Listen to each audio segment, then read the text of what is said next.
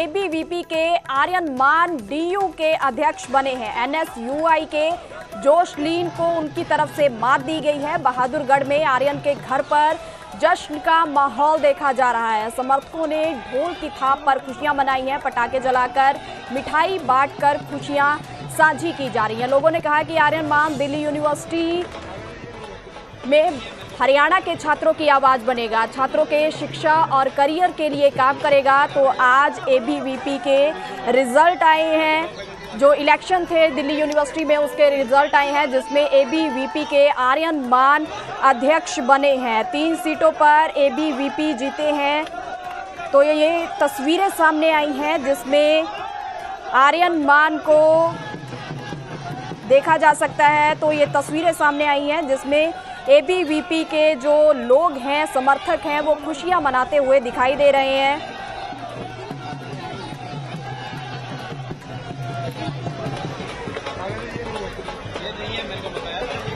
तो दिल्ली यूनिवर्सिटी से ये तस्वीरें सामने आ रही हैं जहां पर स्टूडेंट्स खुशियां मनाते हुए ढोल की थाप पर नाचते हुए दिखाई दे रहे हैं। एबीवीपी के आर्यन मान डीयू के अध्यक्ष बने हैं। एनएसयूआई के जोशलीन को भी मात दी गई है। बहादुरगढ़ में भी आर्यन के घर पर समर्थक जुटे हुए हैं, वहां पर भी खुशियां मनाई जा रही हैं। परिवार की तरफ से भी मिठाइयां बांटी जा रही हैं। समर्थकों ने ढोल की थाप पर खुशियां मनाई हैं, पटाखे जलाकर मिठाई बांटकर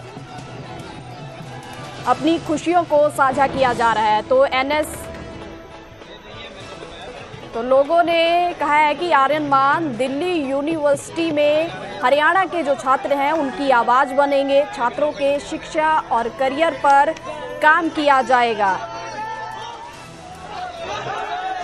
तो आर्यन मान, जिनको लेकर हमने पहले भी देखा था कि मासूम शर्मा भी उनके समर्थन में आए थे, उनकी तरफ से भी वोट के लिए अपील की गई थी। वहीं पर संजय दत्त की तरफ से भी वोट के लिए अपील की गई थी। तो आर्यन मान जो कि आज जीते हैं, दिल्ली यूनिवर्सिटी के रिजल्ट आए हैं जिसमें आर्यन मान ने जीत हासिल की।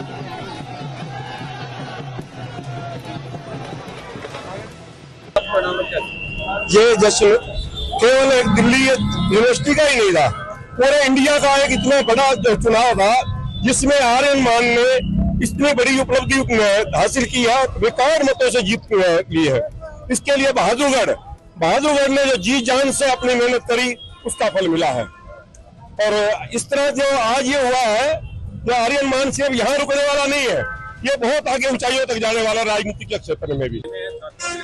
ये आज बहुत बड़ी जीत है और हमारे बहादुरगढ़ के हमारे छोटे भाई ने बहुत बड़ा झंडा गाड़ा है और हम उनके राजनीति में उज्जवल भविष्य की बहुत बड़ी कामना करते हैं और आगे जाकर ये बहादुरगढ़ का नाम रोशन करे, यही हमें उनको शुभकामना देते हैं। और बहादुरगढ़ के विकास में उनका बहुत बड़ा नाम हो और आगे भी हम ये कहते हैं कि वो अच्छी राजनीति करे और स्वच्छ राजनीति करे।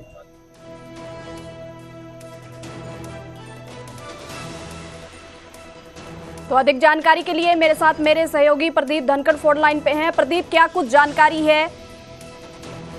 जी, दरअसल बहादुरगढ़ के आर्यन मान ने दिल्ली यूनिवर्सिटी के छात्र संघ चुनाव में प्रधान पद पर जीत दर्ज कर ली है। उन्होंने एबीवीपी के टिकट पर चुनावी मैदान में ताल ठोकी थी और अब एनएसयूआई की जोशलीन को भारी मतों से मात दी है। फिलहाल आर्यन की इस जीत से बहादुरगढ़ में खुशी की लहर दौड़ गई है। समर्थकों ने ढोल की थाप पर खुशियां मनाई हैं, पटाखे जलाए हैं। इतना ही नहीं, मिठाइयां बांटकर एक दूसरे को शुभकामनाएं भी दी हैं। लोगों का साफ तौर पर कहना है कि आर्यन मान दिल्ली यूनिवर्सिटी में हरियाणा के जो छात्र पढ़ते हैं उनकी आवाज बनकर उभरेगा और उन छात्रों के शैक्षणिक और करियर उत्थान के लिए काम करेगा। इससे पहले भी आर्यन मान ने मेंटल हेल्थ को सबसे जो बड़ा इशू आज के दिन छात्रों के जीवन में बताया था। इसके लिए उन्होंने हर एक कॉलेज में काउंसलर रखने की भी बात कही थी। फिलहाल बहादुरगढ़ से जुड़े हुए आर्यन मान ने जीत दर्ज की है, तो यहाँ पर खुशी का माहौल है।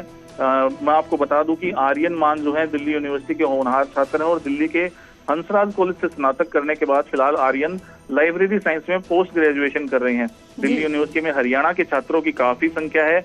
इस चुनाव में न सिर्फ हरियाणा बल्कि राजस्थान, उत्तर प्रदेश और अन्य राज्यों के जो छात्र हैं उनका काफी साथ आर्यन मान को मिला है। दिल्ली के छात्रों का भी साथ उन्हें मिला है। फिलहाल आर्यन मान बहादुरगढ़ के रहने वाले तो यहाँ के लोगों में उसकी जीत पर काफी खुशी है। जी प्रदीप, ये भी जानना चाहेंगे कि आर्यन के परिवार पर कैसा माहौल है, वहां पर कैसे खुशी मनाई जा रही है? जी, आर्यन मान का जो पूरा परिवार है वो उसी के साथ आज दिल्ली यूनिवर्सिटी गया है, क्योंकि चुनाव का दिन, परिणाम का दिन था, तो काफी महत्वपूर्ण आर्यन के लिए दिन था। लेकिन यहाँ पर उनके समर्थक हैं, उनके गांव वाले हैं, उनके जो परिवार के सदस्य हैं, उनमें सब में खुशी का माहौल है। वो आर्यन की जीत से बेहद खुश हैं और उन्होंने यह भी कहा है कि जो आर्यन मान है, फिलहाल स्टूडेंट राजनीति से उन्होंने अपने जीवन की शुरुआत की है, राजनीति में वे उतरे हैं, आगे चलकर उनका भविष्य उज्जवल होने वाला है, बड़े राजनीतिक होकर उभरेंगे। जी, शुक्रिया प्रदीप तमाम जानकारी के लिए। तो बता दें कि आर्यन की तरफ से यह जीत हासिल की गई है। 4 में से 3 पदों पर एबीवीपी ने जीत हासिल की है। तो आर्यन मान ने एनएसयूआई के जोसलीन नंदिता चौधरी को मात दी है। तो बता दें कि एनएसयूआई के राहुल झांसला ने भी वाइस प्रेसिडेंट का रैंक हासिल किया है। वाइस प्रेसिडेंट की पद उनकी तरफ से जीता गया है। वहीं पर कुणाल चौधरी जो कि सचिव बने हैं, संयुक्त सचिव बनी हैं एबीवीपी की दीपिका झा। तो 3 पदों पर हम कह सकते हैं कि 3 पदों पर एबीवीपी की तरफ से जीत हासिल की गई है। आर्यन की तरफ से प्रेसिडेंट चुने गए हैं, वो प्रेसिडेंट चुने गए हैं आर्यन।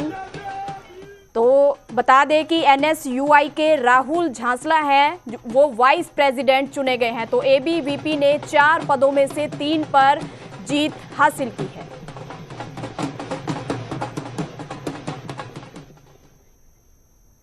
अब आगे बढ़ते हैं और बात करते हैं गुरुग्राम की प्रॉपर्टी डीलर के ऑफिस पर फायरिंग का मामला सामने आया है। डीसीपी हितेश यादव का बयान सामने आया है। शुरुआती जांच में पैसे के लेन देन की बात सामने आई है। तो हमले में 4 नकाबपोश थे। सोशल मीडिया पोस्ट की भी जांच की जा रही है। वारदात में काफी राउंड फायरिंग हुई है। इस पूरी वारदात में काफी राउंड फायरिंग की गई है। सीसीटीवी फुटेज को भी कब्जे में लिया गया है। बता दें कि प्रॉपर्टी डीलर के ऑफिस पर नकाबपोश बदमाशों ने 30 राउंड फायरिंग की थी। फायरिंग के दौरान ऑफिस में मौजूद कर्मचारी बाल बाल बच गए। गैंगस्टर दीपक नंदल ने कथित पोस्ट डालकर फायरिंग की जिम्मेदारी ली है।